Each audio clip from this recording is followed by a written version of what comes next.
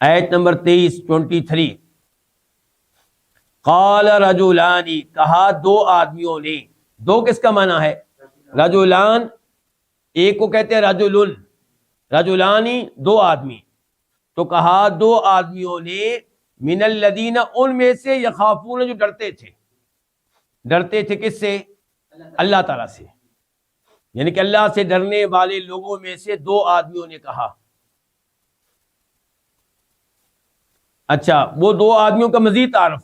پہلا تعارف کیا آیا کہ یہ ان لوگوں میں سے تھے جو اللہ سے ڈرنے والے تھے. دوسرا تعارف انعم اللہ علیہما، جن پہ اللہ تعالیٰ نے انعام کر رکھا تھا. جن پہ اللہ نے انعام کر رکھا تھا، جن کو اللہ نے ہدایت دے رکھی تھی، جن کو اللہ نے توفیق دے رکھی تھی.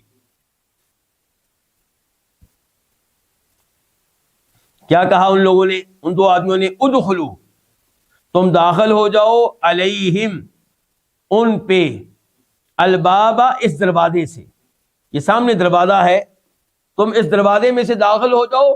داخل ہونا تمہارا کام، فتح دینا اللہ کا کام. تو یہ دو آدمی موسیٰ علیہ السلام کی آواز میں آواز ملاتے ہوئے، اپنے نبی کی تائید کرتے ہوئے اپنی قوم سے مخاطب ہیں اور کہتے ہیں کہ تم داخل ہو جاؤ. فَإِذَا، پس جب، دخلتموہ، تم اس میں داخل ہو جاؤ گے.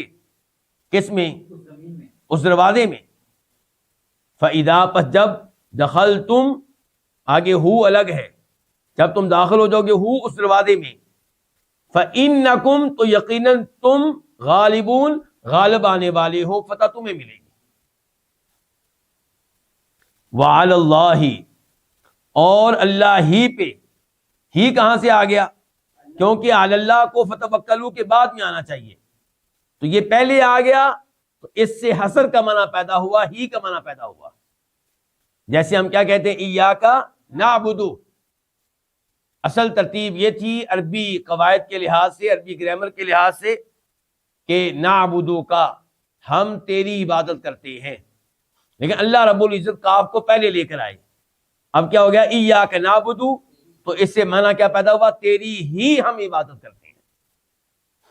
وعلی اللہ فتوکلوا، اور اللہ ہی پہ فتوکلوا، پس تم توکل کرو، تم اعتماد کرو، تم بھروسہ کرو. ان کنتم مؤمنین، اگر تم ہو ایمان لانے والے. اگر تم ایمان ہو، تمہارا دعویٰ یہ ہے کہ ہم موسیٰ نبی کو مانتے ہیں، علیہ السلام اللہ کو مانتے ہیں، تو پھر تمہیں اللہ پہ توکل کرنا چاہیے. اللہ پہ ایمان بھی اور اللہ پہ توکل بھی نہیں، یہ کیا؟ یہ دو چیزیں نہیں چلیں گی. اگر اللہ پہ ایمان ہے تو پھر اللہ پہ کیا ہونا چاہیے؟ توکل. اور اس عبارت سے پتہ چلا توکل کس کو کہتے ہیں، کہ آپ اپنے گھر میں بیٹھے رہیں اور یہ کہیں کہ خود ہی رزق آ جائے گا. نہیں، وہ کہہ رہے ہیں نکلو، ہمت کرو، آگے بڑھو، اور پھر اللہ پہ توکل کرو. اسباب اختیار کرنا تمہارا کام، نکلنا، جو ہتھیار ہیں وہ ہاتھ میں پکڑنا، وہ ہتھیار چلانا، اور پھر بھروسہ اپنی تعداد پہ نہیں کرنا، اپنے ہتھیاروں پہ نہیں کرنا، اپنے وسائل پہ نہیں کرنا، اللہ پہ کرنا. تو بار بار میں کہتا ہوں درس میں کہ توکل میں دو چیزیں ہیں. نمبر ایک کہ آپ اسباب اختیار کریں، وسیلہ اختیار کریں. نمبر دو، بھروسہ آپ کا اسباب پہ نہ ہو بلکہ کس پہ ہو؟ اللہ تعالیٰ پہ ہو، جو اسباب کا رب ہے. اللہ چاہے گا تو اسباب کام آئیں گے، اللہ نہیں چاہے گا تو اسباب کام نہیں آئیں گے.